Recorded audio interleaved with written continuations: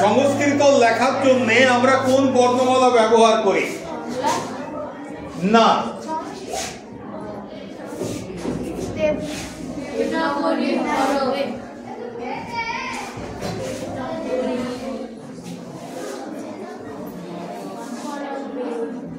দেবনাগরী বর্ণমালা আমরা ব্যবহার করি। তো দেবনাগরী বর্ণমালায় অ থেকে ও পর্যন্ত স্বরবর্ণ তোমাদের অভ্যাস হয়ে গেছে। ক থেকে চন্দ্রবিন্দু পর্যন্ত ব্যঞ্জন বর্ণ তোমাদের অভ্যাস হয়ে গেছে। এবারে ব্যঞ্জন বর্ণের সঙ্গে স্বরবর্ণ যোগ করলে চেহারাটা কিরকম হয় সেটা আমরা দেখব। মনে করো নিলাম ক,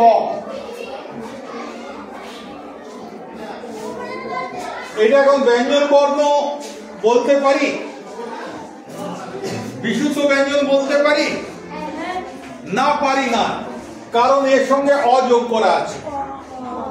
বিশুদ্ধ ব্যঞ্জন হতে গেলে তাতে হসন্ত থাকবে। আমি বারবার বলি স্বরবর্ণের সঙ্গে হসন্ত থাকে না, ব্যঞ্জন বর্ণের সঙ্গে হসন্ত থাকবেই থাকবেই থাকবে। আমি তোমাকে বলতে যে 300 টাকা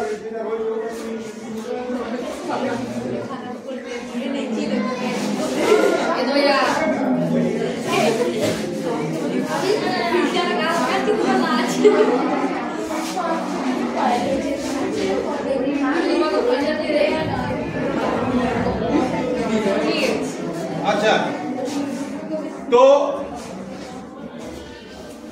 যখন এর সঙ্গে স্বরবর্ণ যোগ করব, প্রথম কথা হচ্ছে হসন্তটা উঠে যাবে,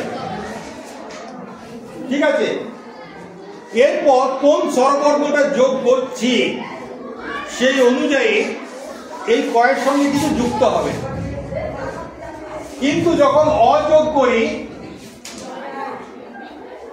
তখন শুধু ব্যঞ্জন বর্ণটাই মানে হসন্তটাই উঠে যায়, আর কোনো কিছু যোগ হয় না, ঠিক আছে?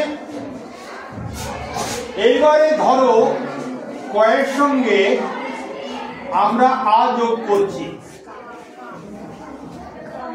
তাহলে প্রথমে কয়ের হসন্তটা উঠে যাবে, যা হসন্ত দেওয়া ছিল এটা উঠে যাবে। আর আ যোগ করার জন্য আয়ের যে আকারটা এর সঙ্গে যোগ হয়ে যাবে। কয়ের সঙ্গে যদি হ্রস্বই যোগ করি, কয়ের সঙ্গে হ্রস্বই যোগ করি, এটা তো বুঝতে পারছি এটা হ্রস্বই, তখন কি হবে? আগে তো হসন্তটা উঠবেই, আর এর সঙ্গে ইকার যোগ হবে, হয়েছে? এবার কয়ের সঙ্গে যদি দীর্ঘইকার যোগ করি,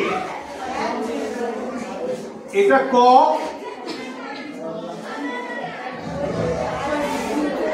এটা দীর্ঘইকার। হ্রস্বইকার আর দীর্ঘইকার একই রকম, কিন্তু দীর্ঘইকারের মাথার উপর একটা টিকি থাকে, ঠিক আছে? কোন দিকে? ডান দিকে হেলে থাকে।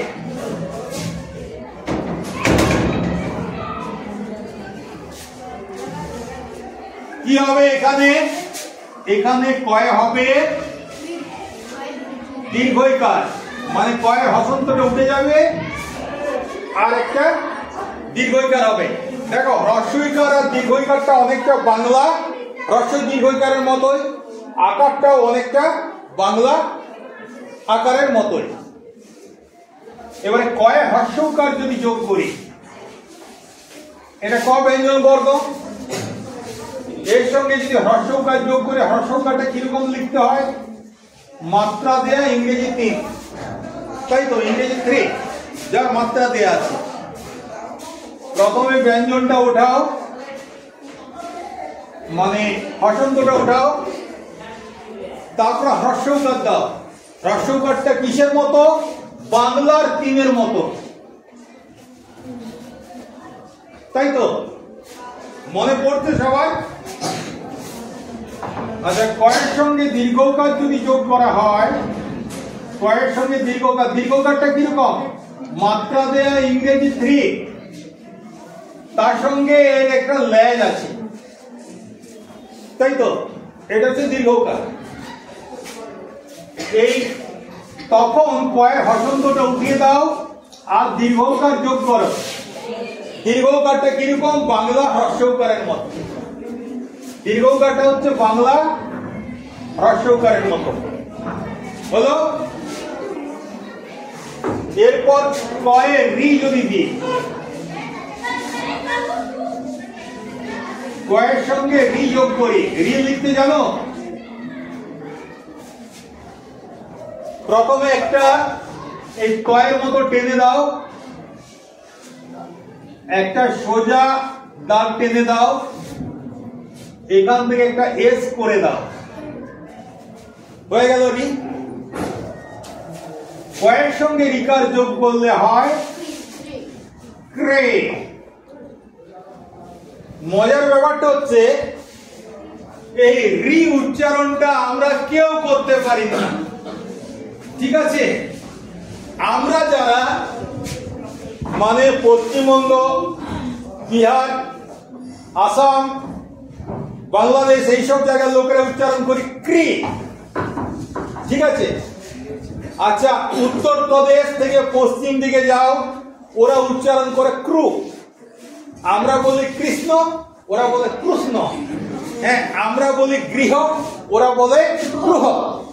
আবার গুজরাটের লোকেরা বলে কৃষ্ণ, গ্রহ মানে ঘর, মানে গ্রহ মানে ঘর বলছে না নবগ্রহ বলছে বোঝা খুব মুশকিল। ওই জন্যই তোমাদের লজ্জিত হওয়ার কিছু নেই। রিয়ের যে সঠিক উচ্চারণ কি আমরা কেউই জানি না। আমরা বাংলা লোকেরা রিটাকে উচ্চারণ করি এভাবে, কিভাবে? রয় হর্ষইকার রি, ঠিক আছে? যাই হোক, কয়েরি হলো ক্রি। এবার কয়ে একার, কয়ের সঙ্গে যদি এ যোগ হয় কি হবে? কে হবে, কয়ে একার হবে। একারটা কিরকম? বাংলায় আমাদের বাঁ দিকে একটা আছে, আর এখানে হচ্ছে একটা টিকি বাঁ দিকে ঝুঁকবে, কে, ঠিক আছে? এটা যদি পণ্ডিত মশাই হয়, এই দিকটা যদি মুখ হয়, তাহলে এই দিকটা তার পিছন টিকি, ঠিক আছে? আবার অনেক বড় পণ্ডিত আছে যাদের দুটো টিকি। কিরকম পণ্ডিত? যদি কয়ের সঙ্গে ওই যোগ করি, কয়ের সঙ্গে ওই যদি যোগ করি, ওই তলের টিকি আছে, এইটা যখন কয়ের সঙ্গে যোগ হয়ে যাবে কই, তখন এই টিকিট একটা তো রইলই, প্লাস আরেকটা টিকি এসে যাবে, কই দুটো টিকি হয়ে গেল। এবার কয়ের সঙ্গে ওকার যোগ করি। আচ্ছা, এই ওটা লেখা খুব সহজ। যদি যারা যারা অ লিখতে জানো তারা ও লিখতেও জানো। এটা কি লিখলাম? অ, এখানে দাগ দিলাম আ, এখানে টিকি দাও, ও হয়ে গেল। ক যুক্ত ও সমান কো।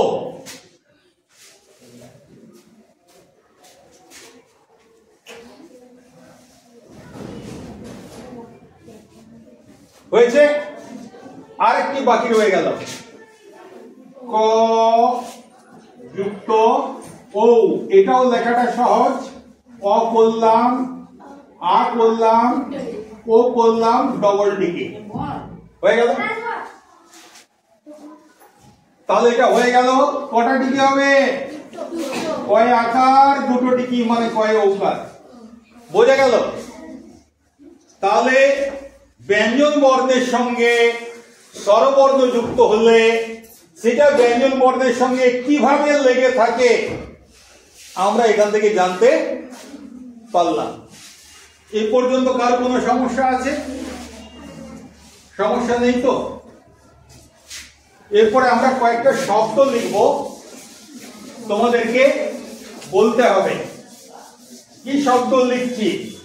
এবং এটা তোমাদেরকে বলি, ঈশ্বরচন্দ্র বিদ্যাসাগর মহাশয়ের যে বাংলা বর্ণপরিচয় প্রথম ভাগ আছে সেখান থেকে এই শব্দগুলো আমি নিয়েছি, যাতে শব্দগুলো তোমাদের পরিচিত হয়।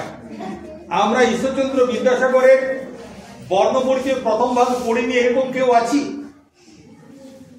যদি কেউ থাকি নিতান্তই অভাগা, কিন্তু মনে হয় কেউ নেই। আমরা পড়েছি।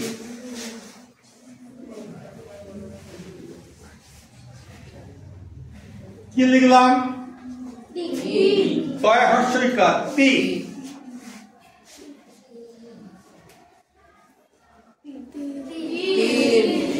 তয় হর্ষইকার ল, তিল।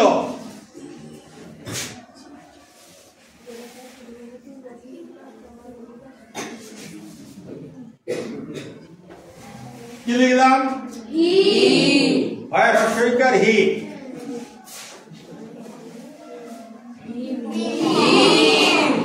হিম, হিম।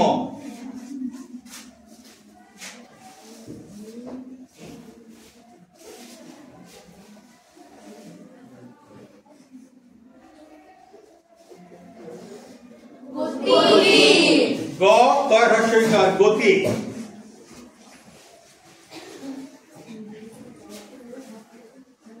এটি কি লিখলাম? দ।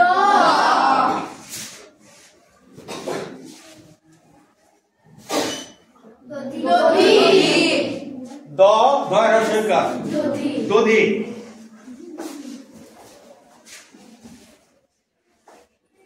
এটি কি লিখলাম? র।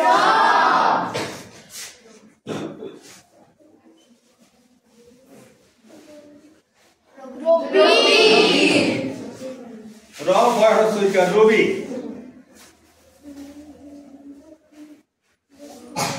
তার মানে তোমরা সবাই এগুলো পারবে, বোঝা যাচ্ছে। ঠিক আছে, হর্ষইকার দিয়ে আরম্ভ করবো।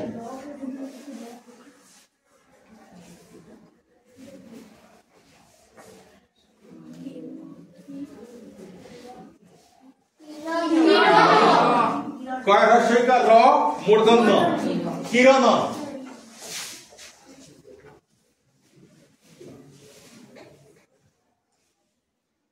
দন্তন্য হর্ষইকার ক ট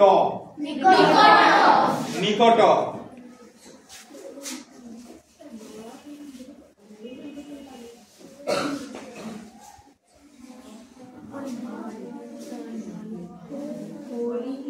হরিণ, হরিণ, হরিণ,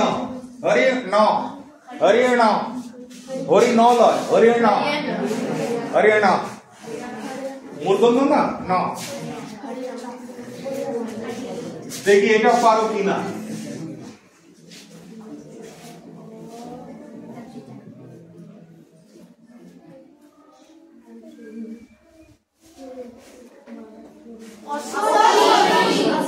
অশনি। 21 মানে তালে পয়সা, তাই তো? 21 মানে তালে পয়সা। অশনি মানে বিদ্যুৎ, বজ্র। ঠিক আছে,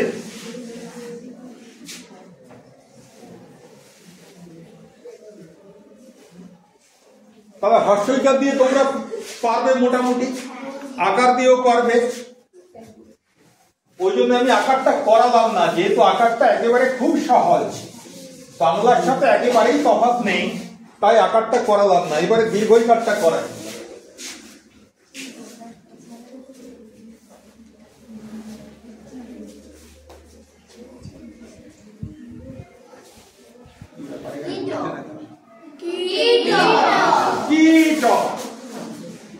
দীর্ঘই মানে একটু ইটা বেশিক্ষণ ধরে উচ্চারণ হবে। কীট, কীট, কীট, কীট মানে কি? পোকামাকড়।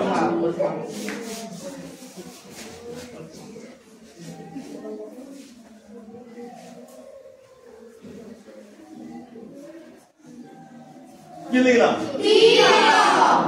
তীর। আমরা যদি বাংলায় বলি তাহলে তীর বলতে পারি, কিন্তু সংস্কৃতে বললে তীর, তীর। শেষে অকার আছে, উচ্চারণটা করতে হবে, হসন্ত নেই মানে অকার আছে। আচ্ছা, তীর।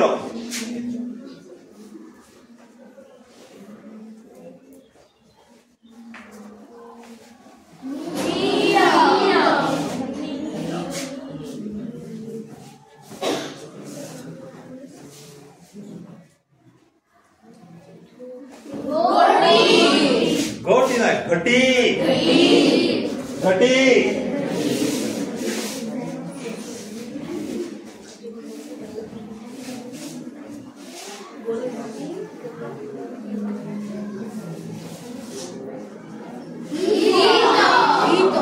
गीत,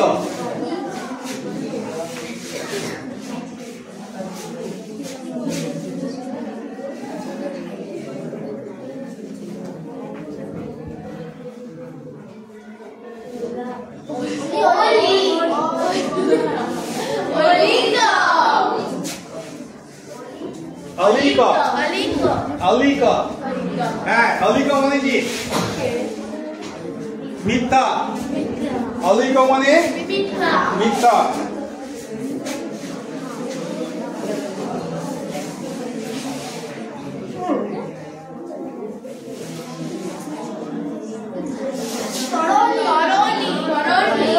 तरणी, तरणी, तरणी, तरणी माने की नौका, नौका।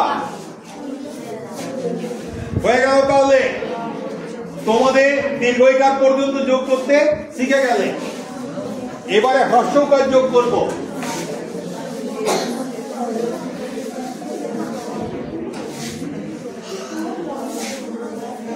হ্রস্বকার কি বাংলা তিনের মতো, তাই তো? কুল, কুল মানে কি তীর, তীর। কুল মানে একটা যে তীর, কয় দীর্ঘ হলো কুল মানে তীর, এটা কয় হ্রস্বকার হলো কুল মানে হচ্ছে বংশ, কুল মানে বংশ। উচ্চ কুলে জন্মগ্রহণ করেছি মানে আমি খুব ভালো বংশে জন্মগ্রহণ করেছি।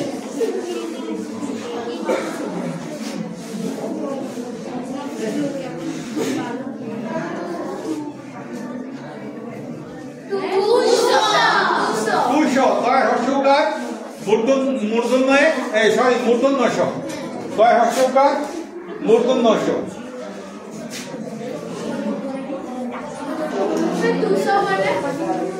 তুষ মানে ধানের যে এটা ছালটা ছাড়িয়ে দেওয়ার পর আরেকটা সরু মতো একটা আবরণ থাকে, সেই আবরণটা হচ্ছে তুষ। ঠিক আছে? মুখ, মুখ রস্যসত্ব। তোমরা যেটা বলছো মুখ, সেটা এরকম হবে, দীর্ঘ থাকলে মুখ, আর এটা হচ্ছে মুখ, মুখ। ঠিক আছে?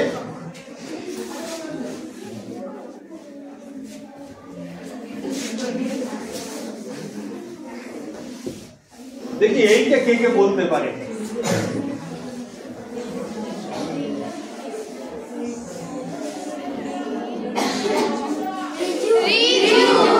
রিজু, রিজু, রিজু।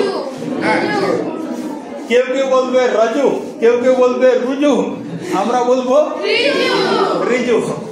ঠিক আছে?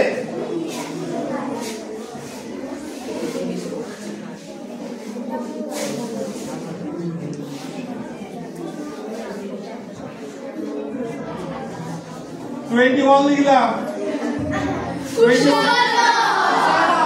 21 মানে তাদের কুশল, তাদের কুশল।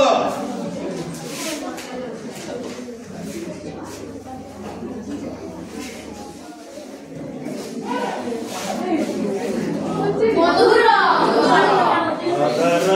মধুরং বদনং মধুরম কিলাধিপতে রকিলং মধুরম। মনে আছে কৃষ্ণাষ্টকম?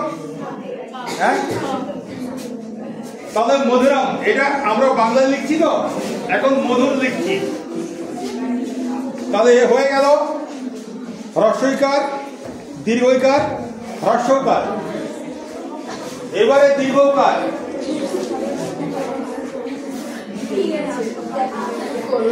দীর্ঘকারটা কিরকম লিখব? বাংলা হ্রস্বকারের মতো।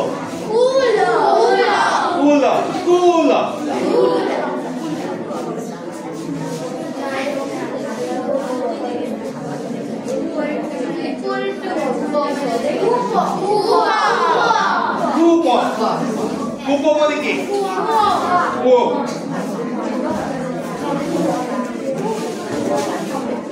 আচ্ছা, এটা কেউ নিজের নাম ভেবো না, ঠিক আছে? এটা কেউ নিজের নাম ভেবো না। 21 আগে লিখে দিয়েছি।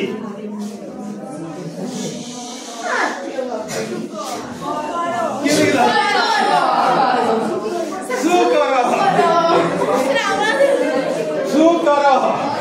ঠিক আছে। আচ্ছা, সুকর।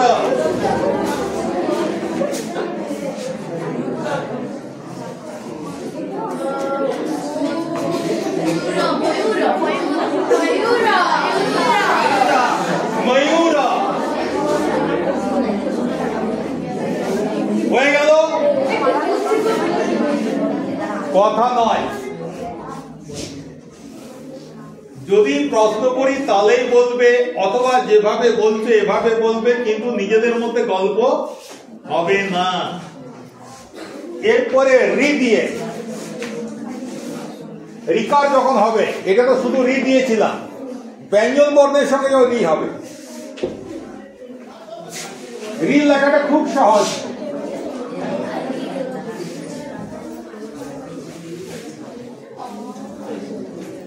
এটা অনত লিখলাম, অমৃত। কি করলাম? রিটা কিরকম? আমাদের বাংলারই এইরকম, এইটাকে একটু গোল করে দিলাম কোনা না করে, ব্যাস হয়ে গেল অমৃত। ঠিক আছে? অমৃত মানে মিথ্যা, অমৃত মানে ঋত মানে সত্যি, অমৃত মানে মিথ্যা।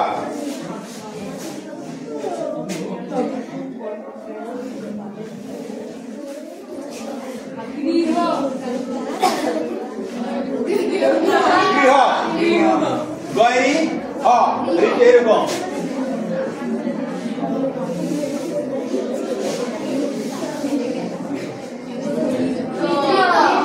কি লিখলাম? ঘৃত।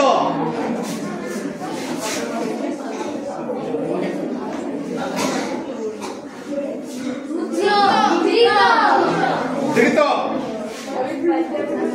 আর যার সন্ধানে মানুষ আজও ছুটে বেড়াচ্ছে,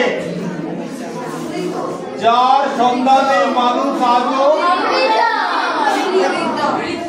অমৃত। অমৃত হয়ে গেছে রিকার পর্যন্ত।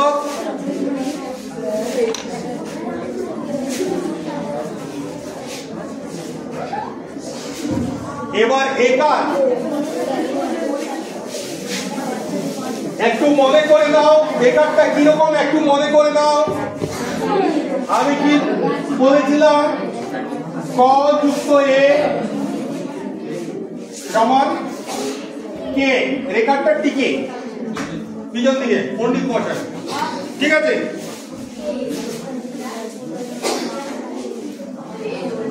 আবার 21 লিখব।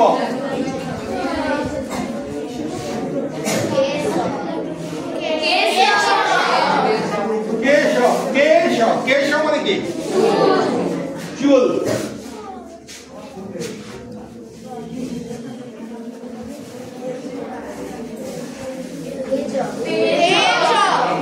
তেজ। তেজ। আচ্ছা, এটাও কেউ নিজের নাম মনে করবে না।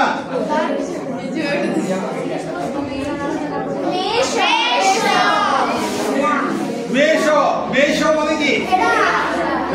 আমরা তো মানুষ নাকি? মেষ। আচ্ছা, এটা কেউ কেউ নিজেকে মনে করতে পারো। কেউ কেউ এটা নিজের নাম মনে করতে পারো।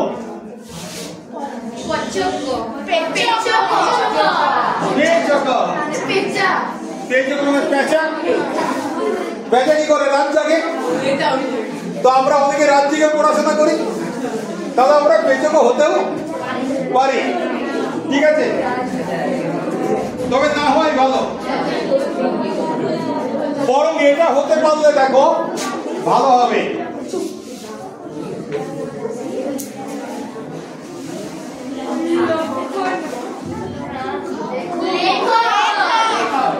লেখক, লেখক, এটা তো এ ওই ও দীর্ঘস্বর, তার লেখক নয়, লেখক, লেখক। আচ্ছা, এরপরে হচ্ছে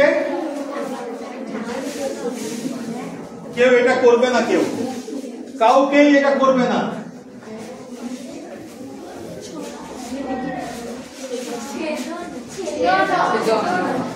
ছেদন, ছেদন মানে কাটা। ঠিক আছে, এমনকি যদি প্রয়োজন না পড়ে ঘাস কেউ ছেদন করবে না। ঠিক আছে, যে কাউকে তুমি ছেদন করবে তার মানে হিংসা, আর হিংসা হচ্ছে সবচেয়ে বড় পাপ। এবারে ঐকার করে ধরো এই দিয়ে দিলাম, কি হবে? কৈশ,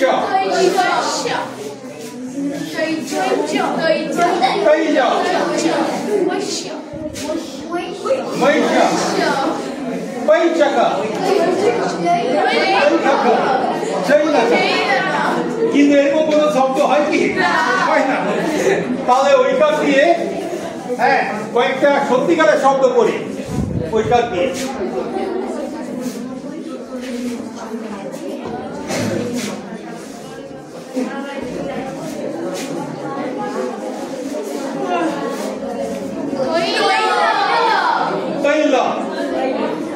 বাংলা যেটা তেল, সংস্কৃতে তৈল। এবারে আমার নামটা লিখি,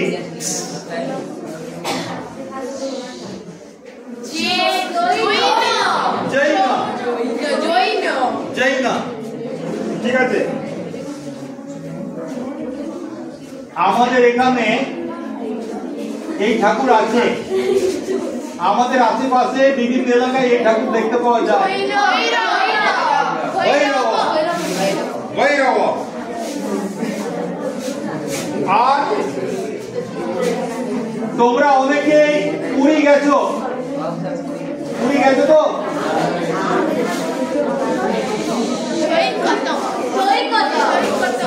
সৈকত দেখেছো তোমরা? সৈকত মানে কি?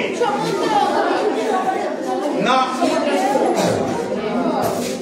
শোনো, সৈকত মানে হচ্ছে তীর, নদী বা সমুদ্রের তীর। কোথা থেকে এসেছে শব্দটা?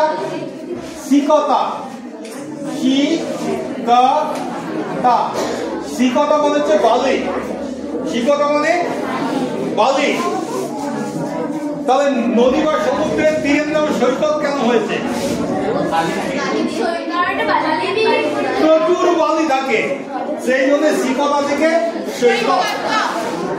ওই হয়েছে, ওই হয়ে গেল। এবারে ও, কথা নয়, ও। আমি নাম শুনেছি কিন্তু কোনদিন চোখে দেখিনি। চোর, আমি না, এটা চোর, এই শব্দটাও আছে। আবার ঔকার দিয়ে চৌর, এই শব্দটাও আছে, দুটোই আছে। এটা ঔকার আর এটা শুধু ওকার।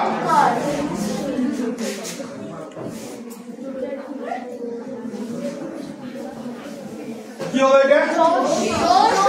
দোষ। দয়ে ওকার, তাহলে পশ। আচ্ছা, এটা তোমরা খেতে পারো,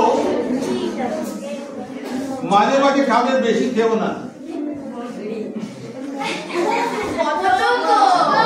মোদক, মোদক মানে কি? মিষ্টি। মোদক মানে মানে মিষ্টান্ন। আচ্ছা, কথা নয়।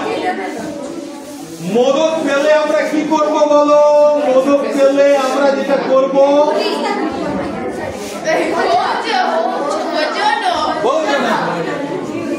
अहम मोदकम अहम मोदकस्य भोजनं करोमि।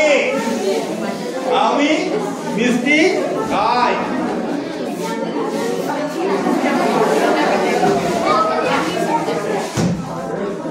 লাস্ট ঔকার যোগ একটা তো করেছি, চয় ঔকার চৌর, ওটাও হয়। এবারে দেখো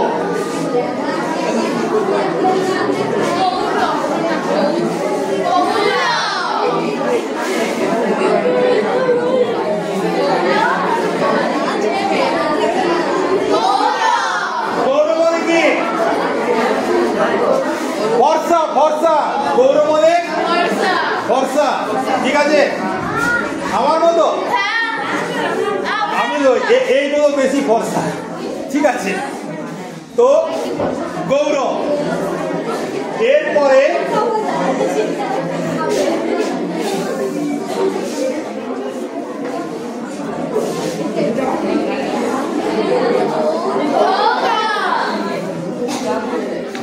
দেখো,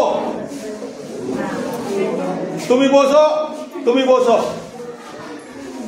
আমরা ব্যঞ্জন বর্ণের সঙ্গে স্বরবর্ণ যুক্ত করলে সেই স্বরবর্ণটা ব্যঞ্জন বর্ণের সঙ্গে কিভাবে যুক্ত হয়, আজকে এটা আমরা শিখলাম। যদি অযোগ করি তাহলে কোনো কিছুই যুক্ত হবে না, শুধু হসন্তটা লোপ পাবে। আ যুক্ত হলে আকারের মতো হবে, বাংলা আকারের মতো।